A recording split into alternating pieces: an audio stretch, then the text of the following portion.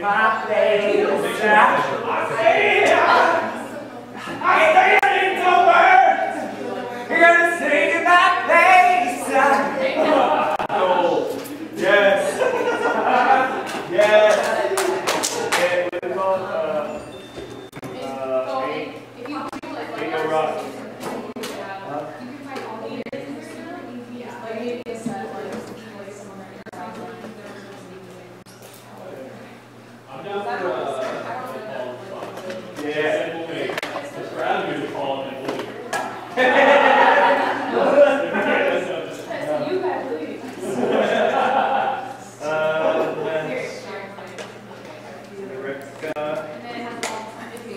A faithful witness I will be.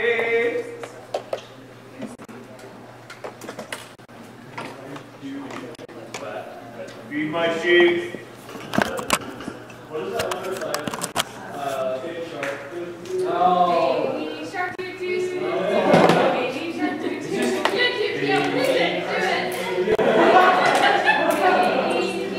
Holy, perfect. I love that song. Which one? Baby Shark? No, I got things to be.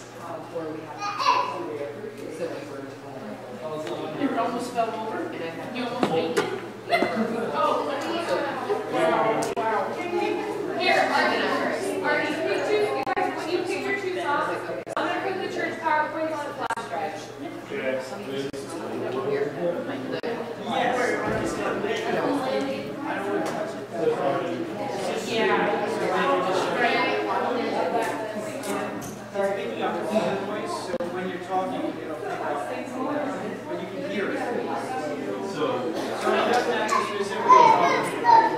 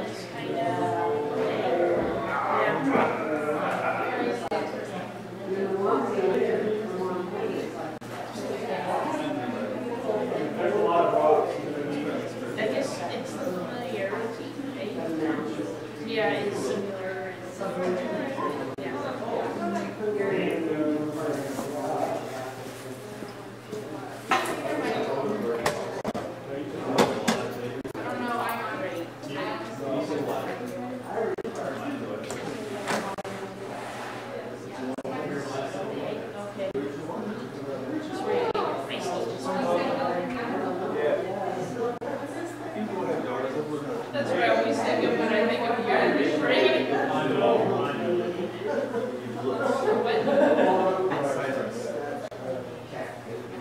Okay. Yeah. What's the next? Just like that one next. But I mean, you know, you get it. I know what you're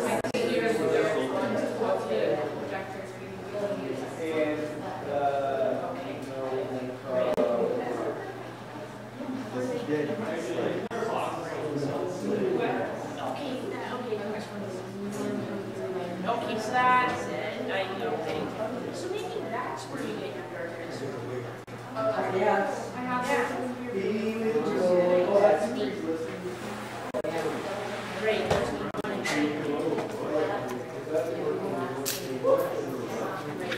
No, that's a great song.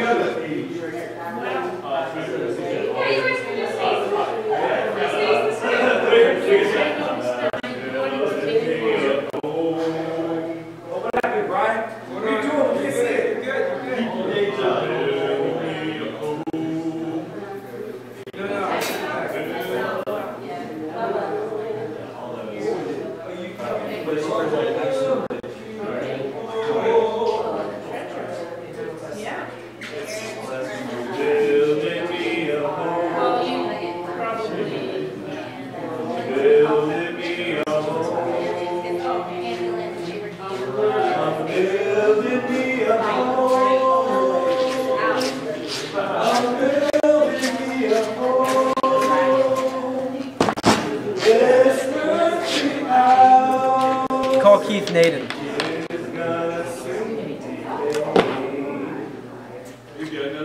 I was just like, so bad.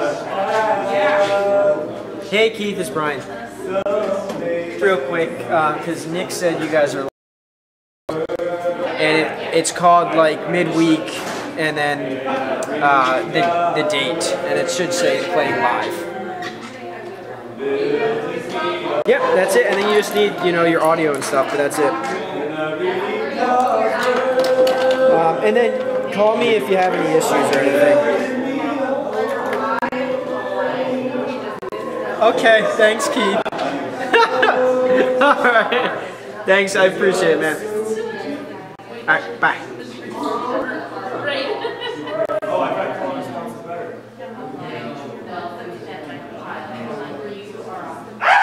Okay, we're going to change it up.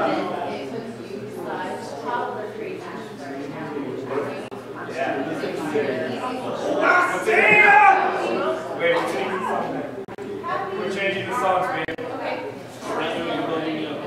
Okay, we have 15 minutes. Okay, we're going to figure out the songs. I have all the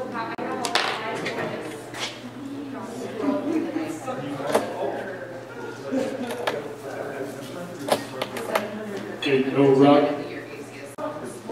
Stand in my place. Yeah, Pam. Oh, you know I'm a singer. Let's go. I know. I came to scrape plates. Oh yeah.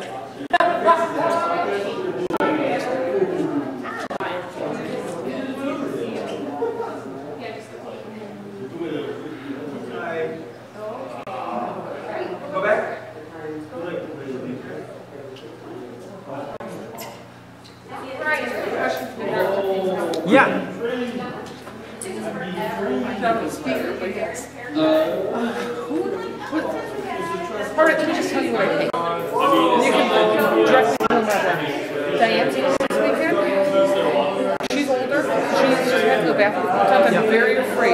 getting out of the cabin, walking to the bathroom, coming back. If she falls in the ice, it could be not good. Oh, yeah. Is there any way she could stay in the apartment? Oh, yeah. I just thought about this on the way here. I thought, well, we could put her the closest one, and I thought, but what if she falls in the middle of the night? Yeah. I'm so proud of her for wanting to do that. Oh, yeah. But if she's in a place where she can get, because there's no bathroom there. Yeah. Perfectly, there'll be a bathroom up and running. Maybe not. There should be. Okay. Yeah. Or where would we put her? That I'm just scared to death.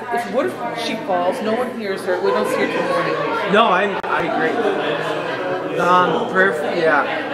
I will know tomorrow. Okay. If the water. And she didn't ask for that. She said, well, maybe we can get a cabin where, she goes, is there a straight cabin? I thought, no, there's not. No. And it's ice. Yeah. No, that's a great And point. it's the middle of the night. Yep.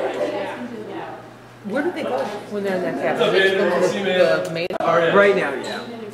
But Makes sense. perfectly, there's running water. That would be awesome. So we're going to hold off. And otherwise, we'll come up with a plan. Yeah. Are you the one I would talk to about that anyway? Mm-hmm. Hi, Andrew. Yeah.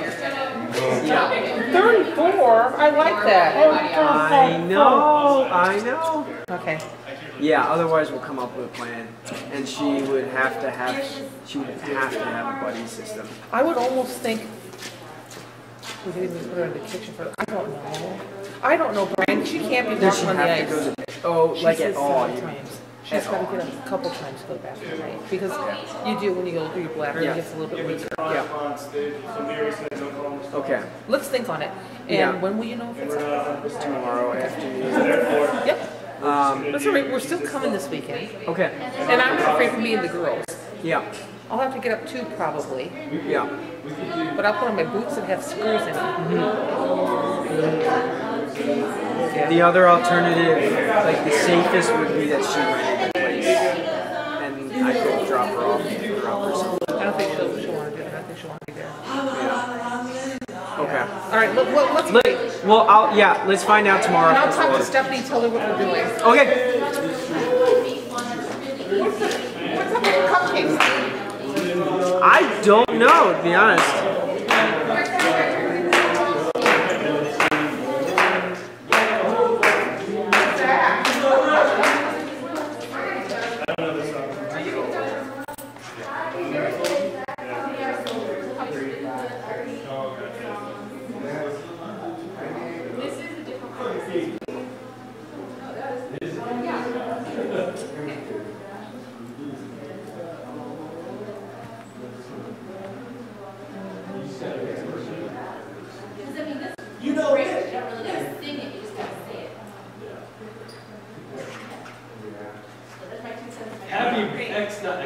Belated birthday.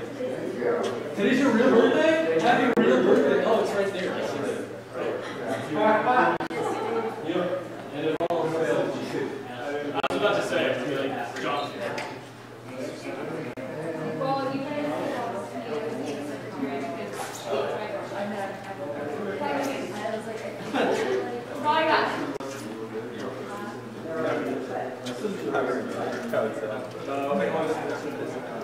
Happy birthday.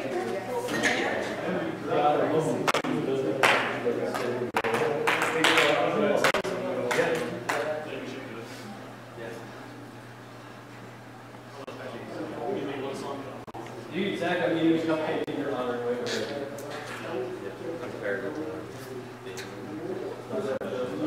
But then again, I'm also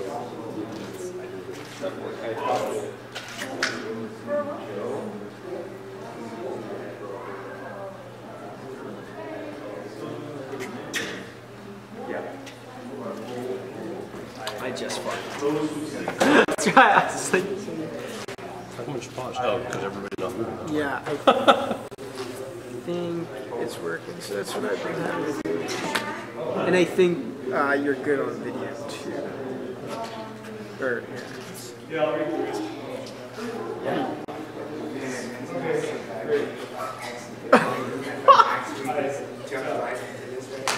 What? Are they saying something up there? oh, you can hear everything. Okay, cool. So we're good. check. Marty's gonna. I asked him to do the minutes because that way I'm back here, and then I figured if they're signing on, they have problems. Is that cool? I should just have text Keith and tell him to sign right now. Just make sure it's working. I called him. I told him to sign when he gets there. He was driving. Okay, cool. Yeah. But I just, when it comes to this, I always, you know what I mean? Something always happens.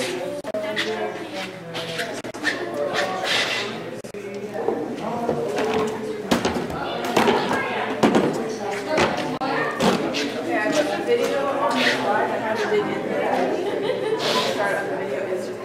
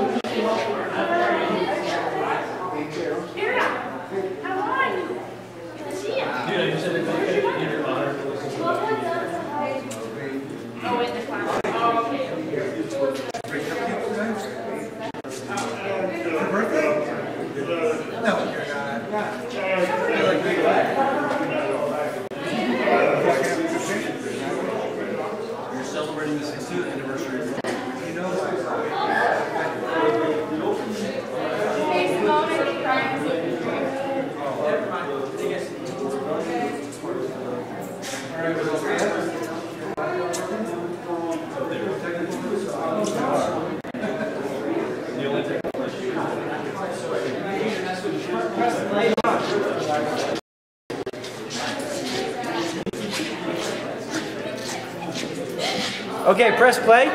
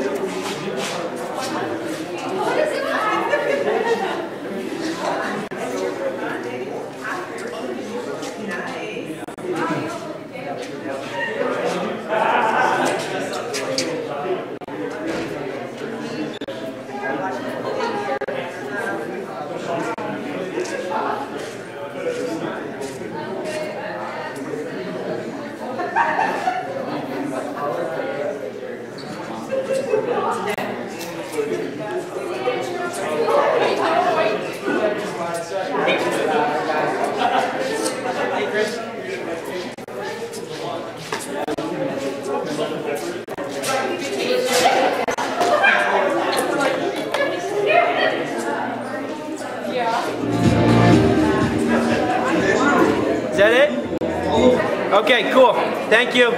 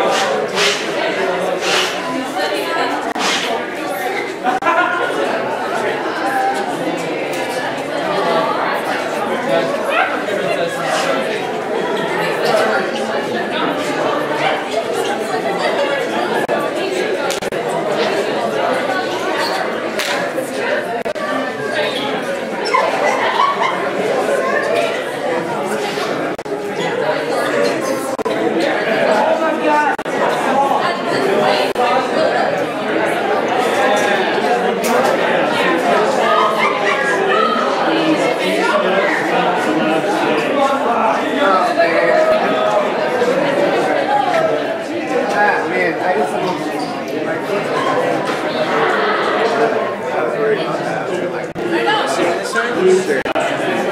gonna sit right here.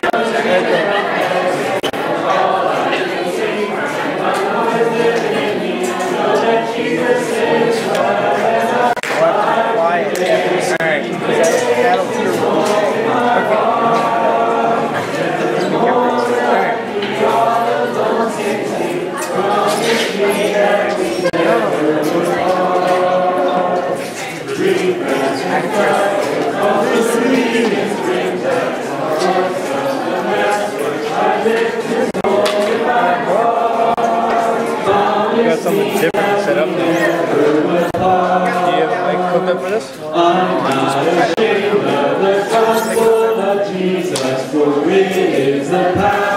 I just want to be talking to the microphone. That'll pick up that. Where does that go? Goes straight to the camera. Yeah. Right side. These you put it right here.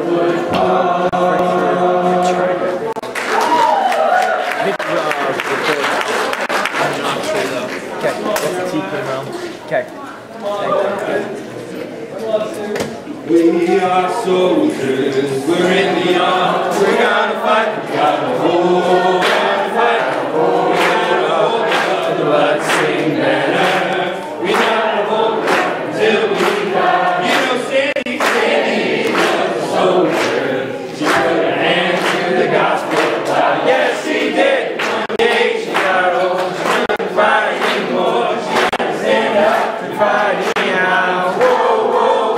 We are soldiers, we're in the army, we're gonna fight, we gotta fight, we gotta hold up the blood-stained banner, we gotta hold one more till we die. You know Morgan was a soldier, yes she is, and the gospel light. Yes she did, one day she got old, she couldn't fight anymore, she had to stand up and fight anyhow.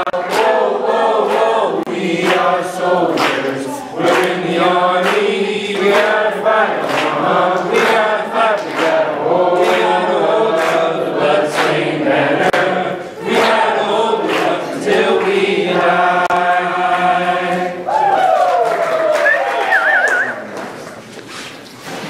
Alright, so we want to start with the best part of the service. We're going to go ahead and take up contribution. Alright, so no? Just kidding, we're not going to do that. We're just going to do an announcement.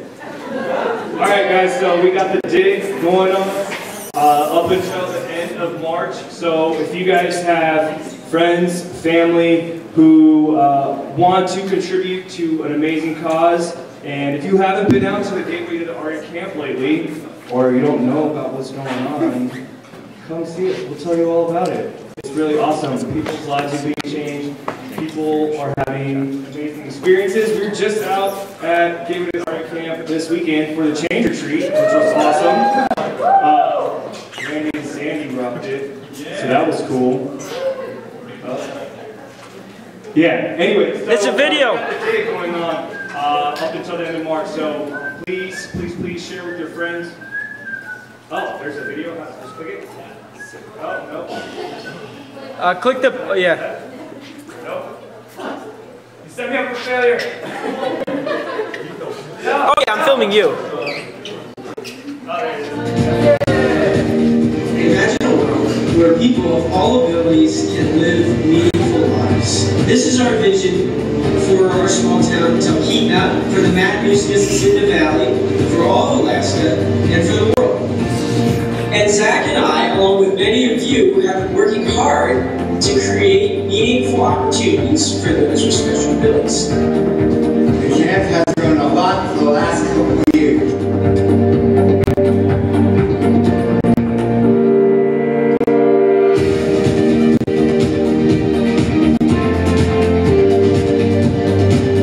This year, we are fundraising to create more opportunities for people with all abilities.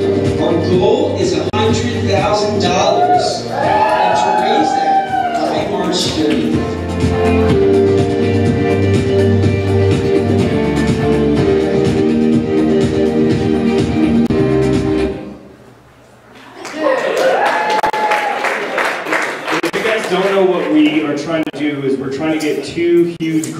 buses, and also a tractor to plow snow in the wintertime, and that will set us up for the future, so we don't have to contract out to get the snow moved around or the land plowed. So yeah, it's all for a really good cause.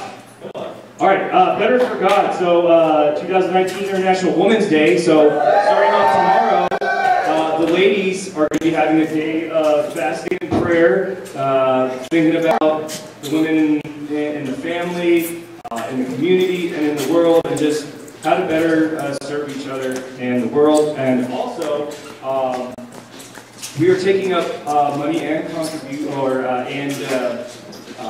soaps, whatever you can, hygiene products. Thank you, Steph. That's the word I was looking for. Hygiene products, and they're going to be delivering them in baggies to the awake shelter. And you guys are going to be doing that. When are you guys putting them together? Friday, March 8th at 10 a.m.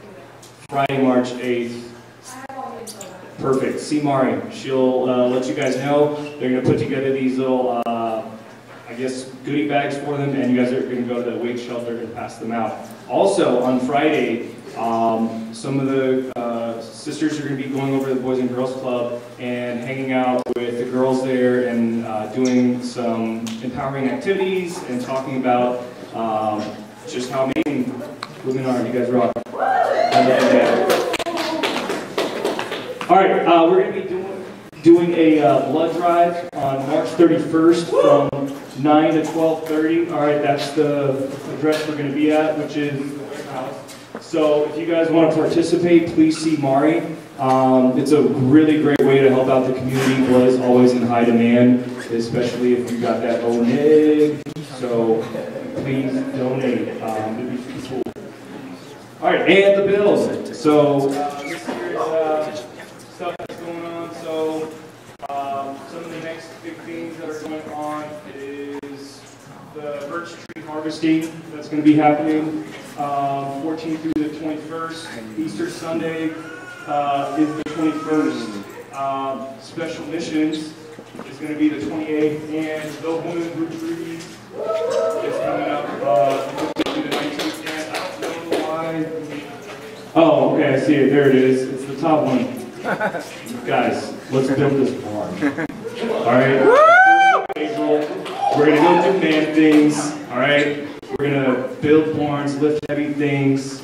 I don't know what else. Probably skin a deer. I don't know. Make bacon. Probably live in like a TV or something. We'll do something fun. Just come out. It's going to be great. No showers. No showers. Anita said it, so that's what's going to happen. Rick, you're coming, right? It's going to be sweet. Doug's coming. Jason's coming, Brett's coming, everybody's coming. It's going to be sweet. Zach's coming. And that's it. All right. And Socks, you're up. Jordan, you're up. Perfect.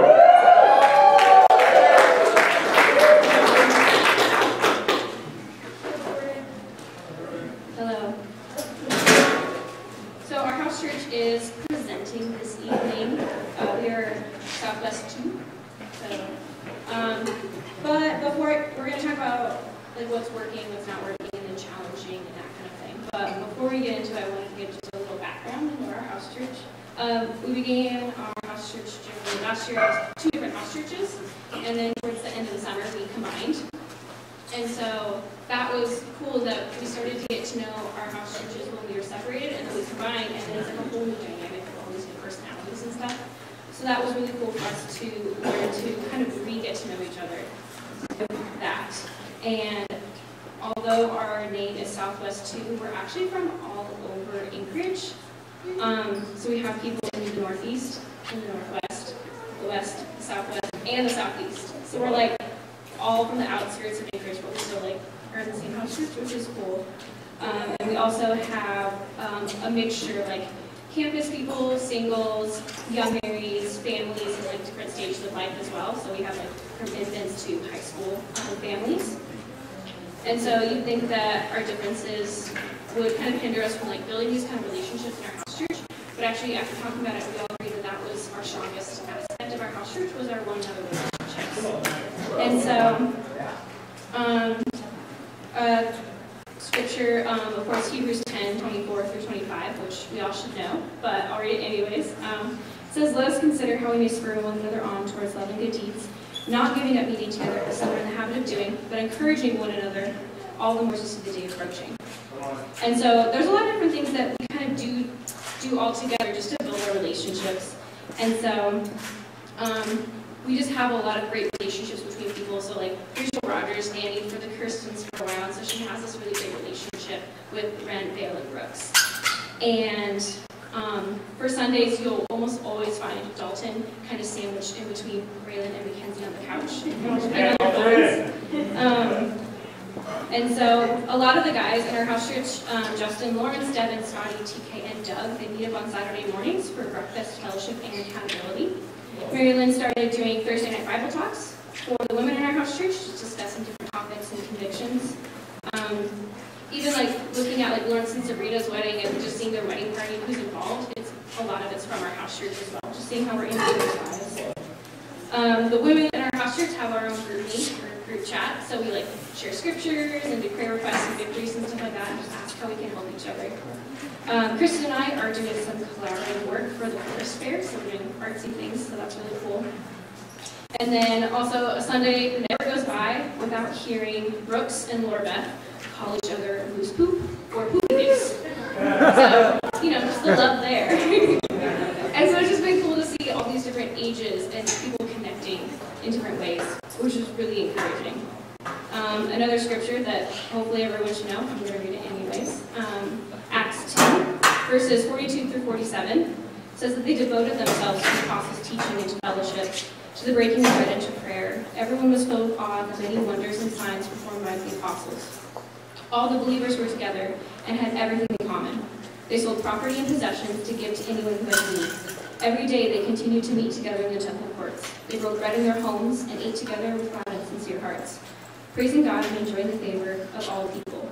And the Lord added to their number daily those who were saved. One more scripture for that is 1 Thessalonians 2:8. It says, "Because we loved you so much, we were delighted to share with you not only the gospel of God, but our lives as well." One other aspect of our one another relationships that we're really proud of is that we started doing our own mentoring relationships within our house church. And so what we did was we asked everyone in our house church, like, would you like a mentoring relationship within our house church? And a lot of us will have mentors outside of it, but we really wanted to establish that deeper relationship within it. And so for those that said yes, we connected with different facilitators and people in our house church just to kind of build that. And then a couple scriptures for that we love was that they're all in Proverbs, not surprisingly. Proverbs 13:20 says, "Walk with the wise and become wise, for a companion of fools suffers harm." There's also Proverbs 27:17, "As iron sharpens iron, so one person sharpens another." And then Proverbs 20, verse 5, "The purposes of a person's heart are deep waters, but one who has insight draws them out." And so, as far as difficulties in our house church or like obstacles that we want to overcome, we are super awesome at getting together and loving each other and getting to know each other better. What we really want to do is focus outward at this point. We even talked about in our meeting that it's important to establish that rapport with each other, to have that home base, that safety that we can always come back to. And now that we have that established, we feel like we've got some of those roots growing, we want to now go out into our community. And so, a couple scriptures for that. We have the Great Commission in Matthew 28:18 through 20. There's also Romans 10, verse 14, which talks about how then can they call on the one they have not believed in? How can they believe in the one who they have not heard? How can they hear without someone preaching to them? And then there's also Matthew 9, verse 35. Starting in verse 35, Jesus went through all the towns and villages, teaching in their synagogues, proclaiming the good news of the kingdom, and healing every disease and sickness. When he saw the crowds, he had compassion on them because they were harassed and helpless, like sheep without a shepherd. Then he said to his disciples, "The harvest is plentiful, but the workers are few. Ask the Lord of the harvest, therefore, to send out workers into his harvest field." So, we do love spending time together, and we're trying to work on now bringing in new people into our lives. And so, whether it's serving in the community as a whole house church, going out and doing things in the community as a house church, or even just hosting events, that we're able to invite our friends, our coworkers, our neighbors to, just so we can start to like bridge that gap and let people see our awesome family. And so our challenge for ourselves and for everyone else is to make it practical. And so we can always keep saying like, oh, I want to be more outward focused and I want to like do this or we should do that. But like, how are we actually going to like accomplish that? And so we actually have a practical idea for our house church. Lawrence is going to come up and explain it.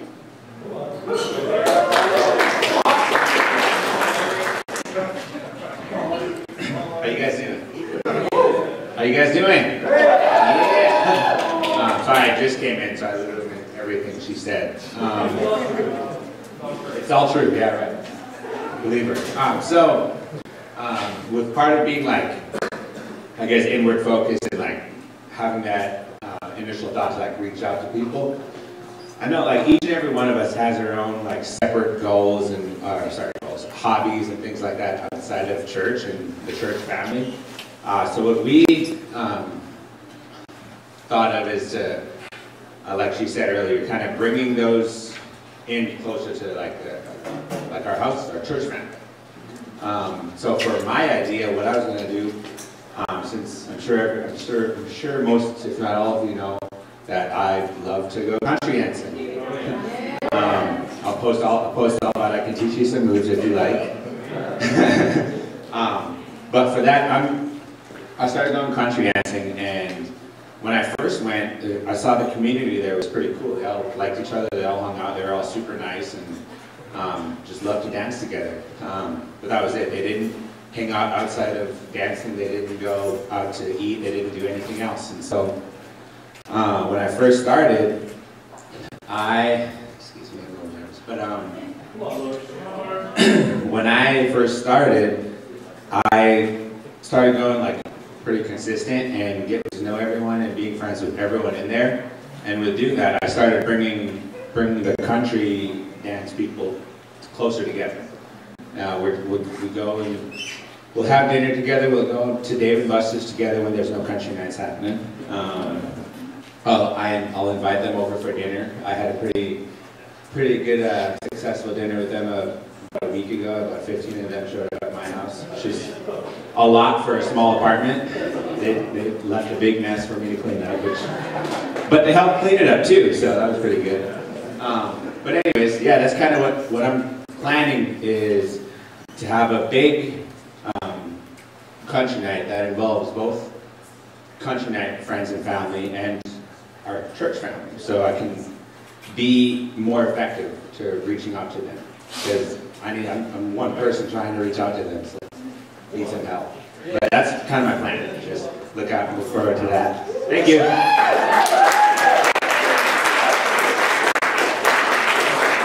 Thanks, Lawrence. So that's one of our practical ideas, and Lawrence is going to plan that, and we're going to have kind of like a dance, and then his country friends will come and they'll teach us how to do like line dancing and stuff, because I know nothing.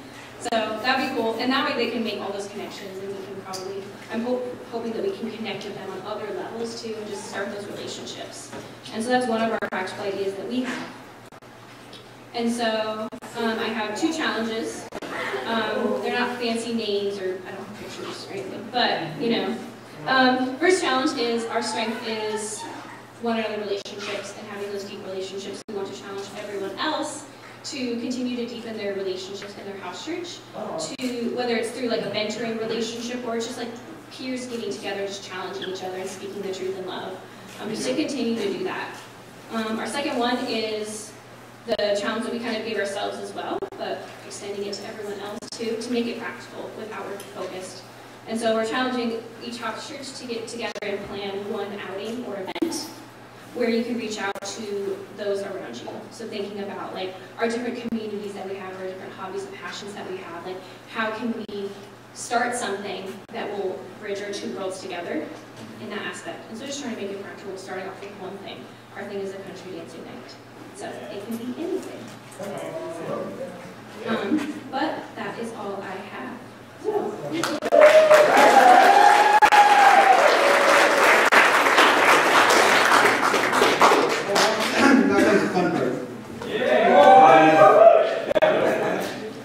Okay, so this technically is our annual meeting of the We are supposed to announce this meeting, I think, 2 weeks ago. We announced it? Okay. Well, if anybody did get the announcement, if you want like your personal annual meeting, I'd be happy to do that. And if you have questions, we'll have some time for questions. We can also have them afterwards as well. Let's just go and pray, and then we'll jump into it. I'm going to talk for a little bit, and then Nick's going to come out and take us out. Let's go and pray. God, we thank you that you allow us to meet as an organization, that you allow us to peacefully gather and practice our religion in public. We thank you that the state of Alaska provides organizational structures that we can operate under so that we can do your work here, God. We pray that we take care of the I guess, worldly aspects, the state of Alaska aspects carefully, but that more importantly, we take care of your business very carefully, God, that we treat everything with reverence, that we are full of humility and full of courage, God, as we go out in this world, and just try to be a light for you. God, pray for this meeting tonight, that it glorifies you, that it encourages the souls here, and that we can just be encouraged as we leave, that this is a great organization doing a lot of good in the community, in Alaska, and throughout the world. We love you, God. We thank you in Jesus' name. Amen. All right. Our annual meeting. So I like to go over just, some people know,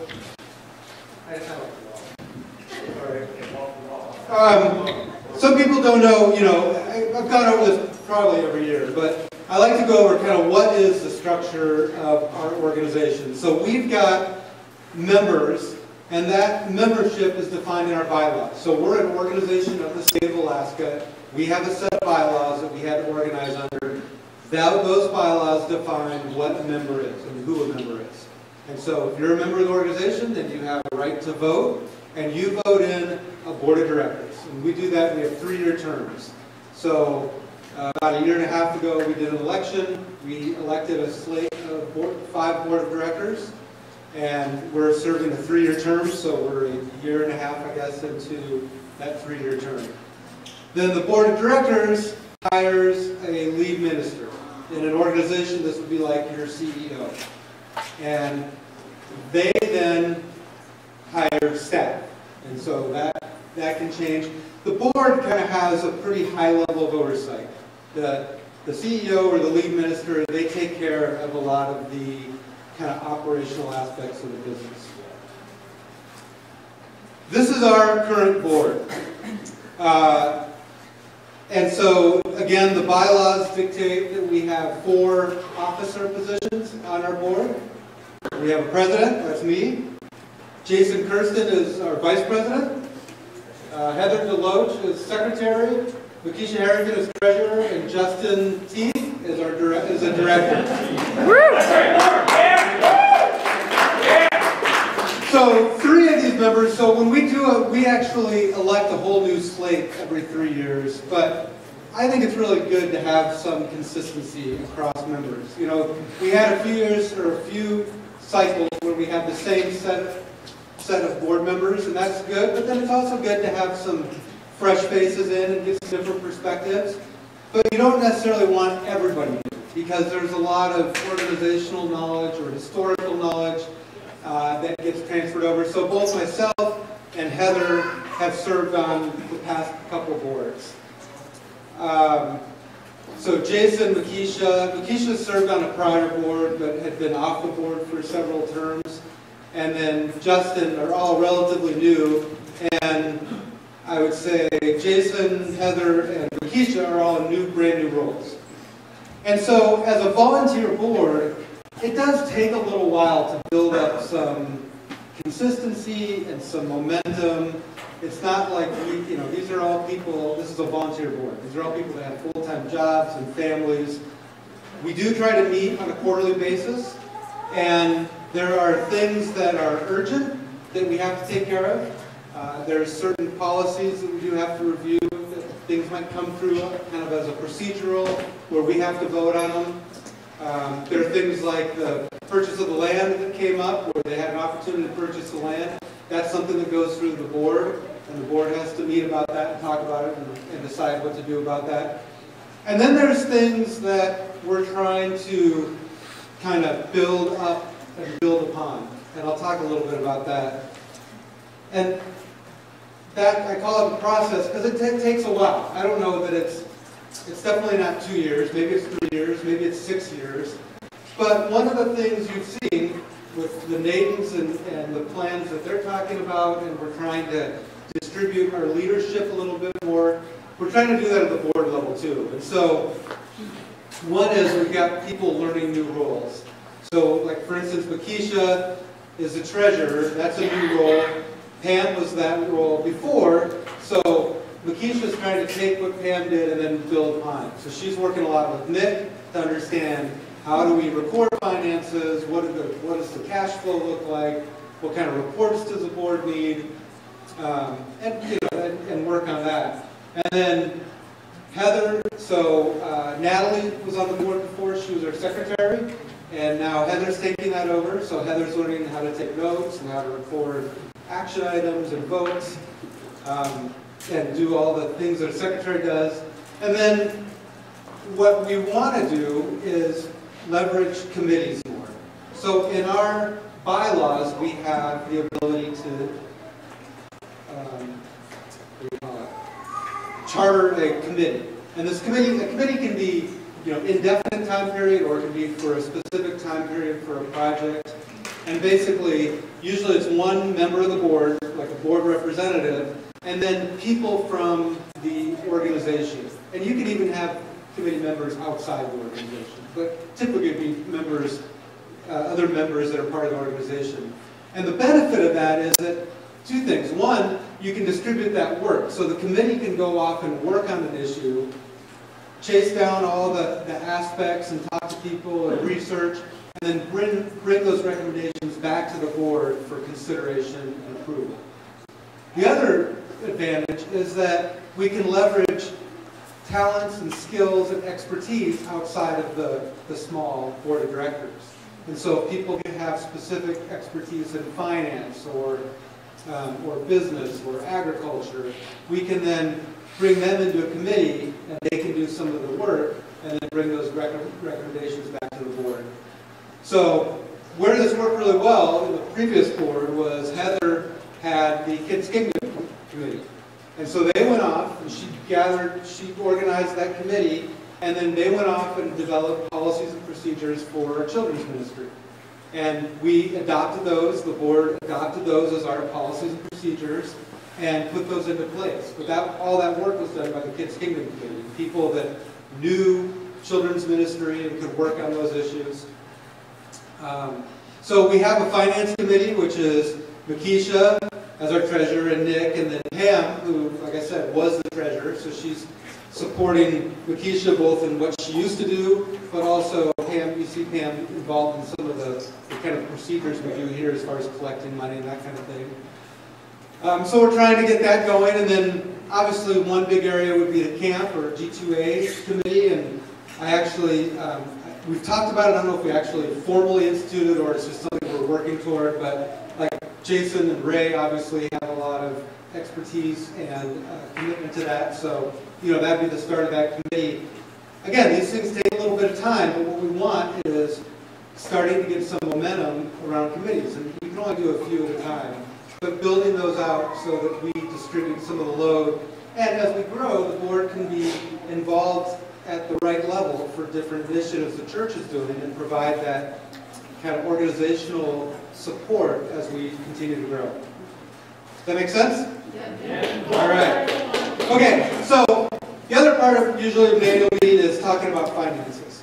And a lot of times I'll do, not a lot of times, but several times I've done a lesson as part of this meeting. I'm not doing that today. But when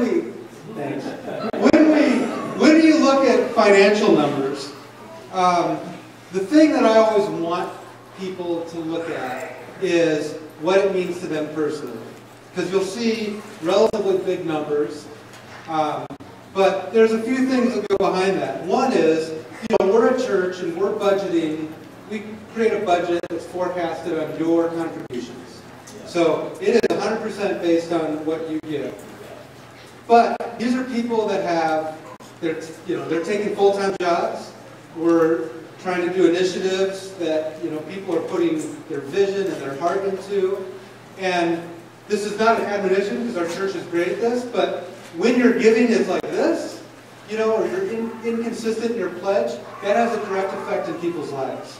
And so, like I said, we're generally good at this. So this is not, an admonition as much as an encouragement. But I do want you to think about, when you give, that is a personal commitment that you're giving in building this church. It's not just, I have a kind of a different philosophy or a different view. A lot of times we stand up here and talk about the contribution and a gift to God. I really see it as, we're building something that's making a difference in intangible but very important ways. And so, when we look at numbers, that's what I try to impress on people or want you to get out of it. So when we look at these, try to think about that. And then also think about, how is my level of sacrifice? And how is my level of giving? And am I doing a proportionate share to what I feel like I can do? Because it is a free will offering, and it is 100% personal. So, that's when you look up here, take some pride in it as well, because you've given to that. So, hope that makes sense. So, this is these are our just raw numbers. As of the end of 2018, these were our numbers for what we had in our different accounts. One of the things we do is we try to keep a kind of a 6-month reserve. That might fluctuate a little bit based on our, operating or our budget, but it's generally, we keep a pretty healthy reserve. This church has culturally always run fairly conservative. So we keep a pretty good savings account. Our operating account is what we pay salaries out of, we pay facilities out of. So we have a healthy buffer there. Fairbanks, so we've kept their account separate as they've gone, as they've matured, and we'll talk about them really briefly in a little bit. Alaska Missions is when we've collected missions funds that we've earmarked toward Alaska. We've put that in the Alaska Missions account. Same with adoption wasn't a special missions, right? That was just a fund we've kind of parceled money out for it. Okay, so yeah, so people that want to adopt, there is funds available. That's something we try to continue to support. Baltic North Missions, obviously that's hot, and then Northwest Missions. This is our 2018 budget, so you're looking at what we budgeted a year ago and then how we did spending on that. And as you can see, generally, I guess our budget proposal, you'll see this in the next one, again, we stay pretty conservative. So we look at what did we bring in last year and what's a conservative number to budget to this year. We don't project growth. We don't project giving to significantly increase because we don't want to put that kind of pressure on the congregation. We budget conservatively. And then I would say our staff does a really awesome job of managing to that budget. So you can see that some of the funds weren't used for various reasons. A lot of them are under. Insurance was over just because I think when we got the quote, when we did the budget, we didn't have a quote. And insurance is something that's just going through the roof. So, yeah. If you want my opinions on that, see me offline. So that's 2018. 2017 versus 2018. The big number that'll jump out to you, or should, is that our contribution from 2017 to 2018 went down. That there's probably a couple things. This is Anchorage, and so some of that might have been a little bit of people moving to Fairbanks, but we had quite a big number of people leave. And that significantly impacts our contributions we receive. So again, we put together a budget, but then things happen. And so that's that. Let's see if there's anything else. Yeah, you can see the increase in insurance, and I think that was just from adding staff. That wasn't all insurance costs. Okay, and then what we've tracked over the years is our average weekly giving in Anchorage. And the only reason we have 2016 is there's a little bit of a hiccup in the numbers, partly because of, that was sort of the time with Fairbanks, but we also were switching accounting systems. And you know, we do this once a year. We could kind of estimate the point. It's too much effort to get the numbers out between the two different accounting systems. But again, you can see that the thing this tells you is not only did we lose members, but we lost some pretty big givers. So, you know, that impacts. It's just something to think about and kind of keep in the back of your mind as you're thinking about your level of sacrifice and your contribution. And then we have started tracking, so Gateway to the Arctic is under the GLCC, and so we do track those expenses separate. And again, I won't go through the details of where these numbers come from, but you can see if you compare, these are our expenses, and that's our income. So between donations and grants, rental fees, and then Native Family Home Sponsorship, our income is actually just a little bit above our expenses. Now we've got the purchase this year, but we've also got a plan, and Nick will talk about that, to continue that model of self-sustainability for the camp. Any questions on any of that? Okay, so Fairbanks started, what, 2 years ago? So, 4 years ago. Time flies. This is what happens when you get old. Okay, so 3.5 years. This slide, Nick's very proud of, and he should be. So, since 2017, Fairbanks has been self-supporting. And I think for a church planning, that's pretty good, and kind of you look at church plannings and the level of support they need. I think it's just a great model of how we want to plant churches going forward. I mean, that's a really great precedent. You know, if you think about a business and you start a small satellite company, they have to spend a bunch of money. Nobody ever wants to go start another little branch office. You know, that's what's happened to my company. But this is great, because then you go, yeah, we can put some small seed money out, and people with faith, and they go out and build something that is self-sustaining. And the other really important thing about this is Fairbanks people feel a sense of ownership. You know, this is something they've built, and it's 100% theirs. And so I think they should feel proud, and I think it's good to call out that they're self-supporting. Yeah, Fairbanks. And so, with that, because nobody has any questions, and that's just fine, I'll bring Nick up, and he'll talk about 2019.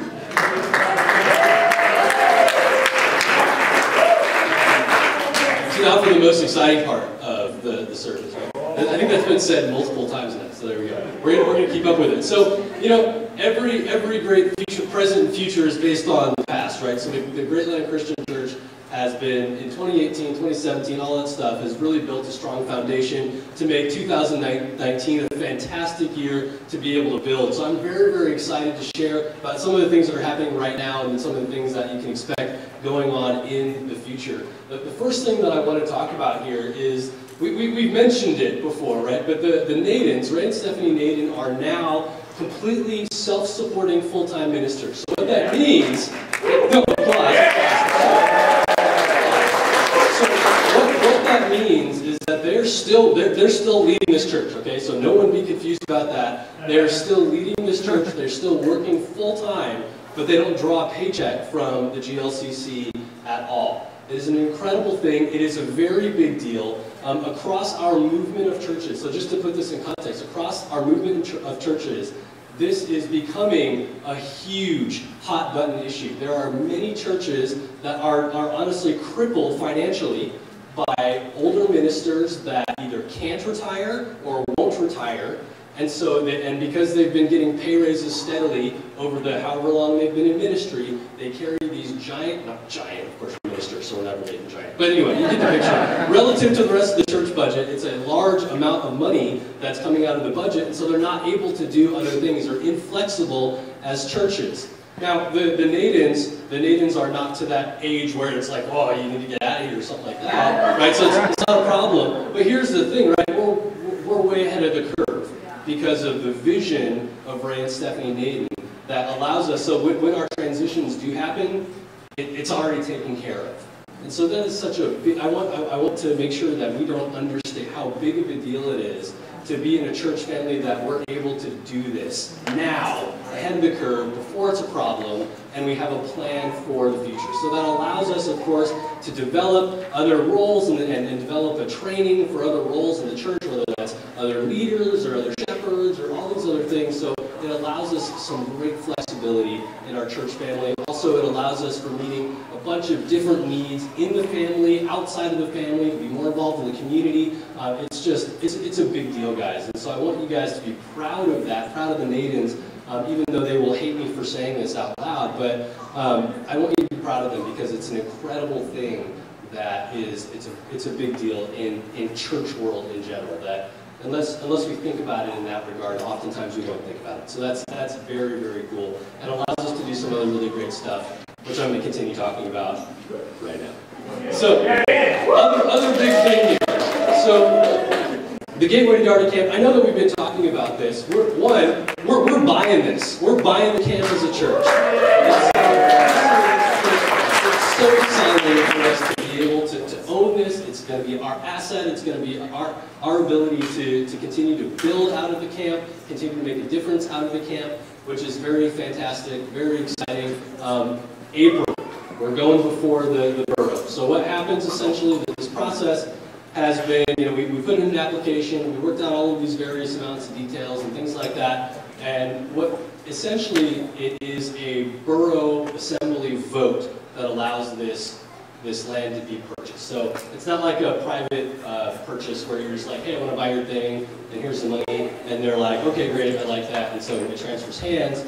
No, because it's borough property, it has to go through a vote. So we've gone through a bunch of this kind of administrative process, working with the land manager to get it this far, and then we've gone through a public comment period. And so thank you for those of you who did submit any positive public comments on our behalf. That was really good. So we're moving right along. Everything seems like it's very positive, going in the right direction. And so in April, we're going to have 2 meetings. The first meeting is, it gets brought before the borough, and so they're like, oh, okay, this is the camp, and this is what we're thinking about. And then about a week later, maybe 2 weeks later, then it goes to vote. So by April, all things going well, with God's hand working through it all, we're going to own the Gateway to the Darty camp, which is extremely exciting. Then, so here's the thing. On top of that, not only are we purchasing this property, we're getting, in 2019, we're going to get Gateway to the Darty camp completely self-sustainable financially. Okay? So I want you just, again, perspective is important, I think. So just put this in perspective, right? The Gateway to the Darty camps was started in 2013 in the summer. So it's like 5.5 years old. Okay? It is a nonprofit. It's not a for-profit business. We're not selling all of these products that are getting all this money coming into the camp, right? In fact, the camp has two major products, okay? Product number 1 is camp programming for at-risk youth, for special needs individuals, and things like that. We have a supportive employment program that allows us to help provide some of those things, but that is not a product, right? Because meaningful work requires a product, right? You can't just be like, we hire people to do nothing. That's not meaningful work, right? So we have this awesome program that produces a product. So that's the camp programming. The second product is the food, right? So thousands of pounds of produce. Here's the thing about both of our products, whether it's a camp programming or it's a food, we give it away, okay? We're not making money on our food or on our camps most of the time, because we're doing it for people that maybe don't have the resources or money to be able to go to camp otherwise, right? So, tell me this, from a business perspective, what do you normally have when you have a business that gives products away for free? Yeah, you get debt, exactly. You don't get financial sustainability at all, right? So in 5.5 years, the Gateway to the Darty camp, through all of the volunteerism that you guys have put in, through community partnerships that the camp has continued to be able to build, we are going to be able to be completely financially self-supporting, right? This, from a nonprofit perspective, for nonprofits that give away their products, this is not a thing that happens, okay? It's unheard of for a nonprofit to be able to stop asking people for money and to give away its products. It's just not a thing, okay? But we're doing it. And so I want you guys, again, through your volunteerism, through your sacrifice, through the partnerships that we've been able to build, this is something that's exciting. It's something that we should be very, very proud of as a church to be able to have that happen. Now, in order to have that happen, you got to dig in. You know what I'm saying? Dig in, right? Because this is the year that it's going to happen, right? So as you're sharing, I strongly encourage all of you guys to start fundraisers and to reach out to people. You talk to people that understand business and maybe theoretically have some money, right? Then they have a lot of money because they understand business, and you tell them what we're doing and how we're able to be self-supporting as a nonprofit that's only 5.5 years old and gives away all of its stuff, right? And how it's making a difference as we do that. We're feeding people through these thousands of pounds of donated produce. We're providing very meaningful work for individuals in the special needs community. Like, who does not want to give to a great cause like that? And I know sometimes we feel like, oh, I don't want to ask people for money. But here's the thing. When you give people an opportunity to give to a cause that's this good, that's making a real tangible impact in the community, you are blessing them. You're giving them an opportunity to experience God. Maybe not the way that they tend to think about God, but you're giving them an opportunity to really be part of something great. So I highly encourage you to get out there, to have the conversations, to ask people for money. Not like, oh, I'm asking them for money, but no, I'm giving you an opportunity. I'm giving you an opportunity to do something great. So that's why we're doing Dig In. We do this really, really well. 2019 G2A is going to be totally self-supporting, and amen, right? And then next year, the Arctic Camp. Very nice. Yeah. All right. So we're very excited about that. So I'm going to keep buzzing along here. I got really excited and probably talked a lot too much about that. Anyway, a couple things that are in the 2000. Yes. The purchase price for the land is $119,000 and change. Yeah. So a very good price. How the campus can be self-supporting. So through the community partnerships and through the partnership with the Native Family Home, we're able to, we're leasing land to the Native Family Home at the camp. So the Native Family Home pays the camp, and then they run the supportive employment pieces, the group home pieces, things like that. And through that organization, through that partnership, that's the primary area from where our sustainability comes from. We're going to continue to run some programs. Hope Worldwide brings in a lot of money, and so things like that we'll continue to do as well. So that's the very, very basic of it. Is that good? Oh, okay, cool. You just make sure. Good, okay. Appreciate it. Okay. So, in the interest of time, I want to move on here and make sure that, please, you can ask me any of these questions if you have them. So, in the 2019 budget, I just want to highlight a couple of things. One, we do have a member benevolence. So, that's designed for church members. Fall in hard times, things are struggling. We do have a process to talk to. You can talk to Brian Walsh. He can give you an application, and there's a process for us to be able to help out individuals. Specifically, one of the things that we talked about with the board is allowing some of that benevolence money to be able to go towards mental health services. Obviously, we live in Alaska. The statistics are not good, and it's very expensive to be able to get mental health care, right? And we understand that not all disciples have the means to be able to do that, and so suffer because we just can't do it. So there are funds available for that sort of thing, and there's a process with the board. So it's a good thing just to be aware of. Also, that's within, outside of the church, we have benevolence. One, we have the local community benevolence. So the thing that, the ability that we've had through the budget is to be able to give. We've been able to build this fund essentially where we're able to give to other causes, other things outside of the church. Right now, in the big push to get Gateway to the Arctic Camp sustainable, that benevolence is going to Gateway to the Arctic Camp this year.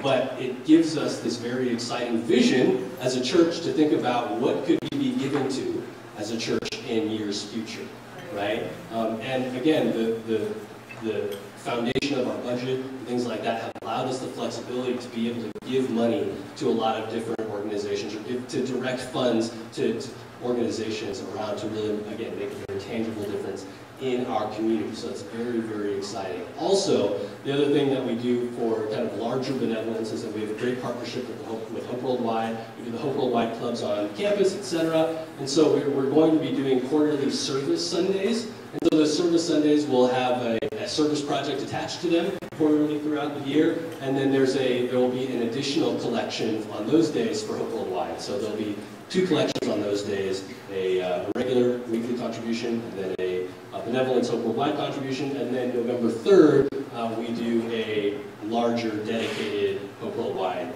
contribution. Make sense? So very exciting again that we're able to do this and be able to give as a family to all of these different causes and in a meaningful way. Another thing that I wanted to highlight that I don't know that a lot of people know about is we have a scholarship fund as of this year. In 2019, it's $5,000 is what we've got available to us. And the point of it is to get Alaskans out of Alaska to go serve, right? So we've had Hope Youth Corps come visit us and hang out with us, like hundreds of Hope Youth Corps members and Hope Volunteer Corps members have come serve at our camp, like hundreds of thousands of hours probably by now, since 2013, and even 2 summers before that we had programs. But during those same years, we probably sent out of Alaska to Hope Worldwide to serve in other volunteer operations. We've probably sent out maybe like 5 people. So we want to change that narrative, and we want to continue to receive services from Hope Worldwide, but we want to encourage Alaskans to get out and serve outside of Alaska as well. Does that make sense? Yeah. So just keep that in mind also. And last one here, Baltic Nordic stuff, very, very exciting.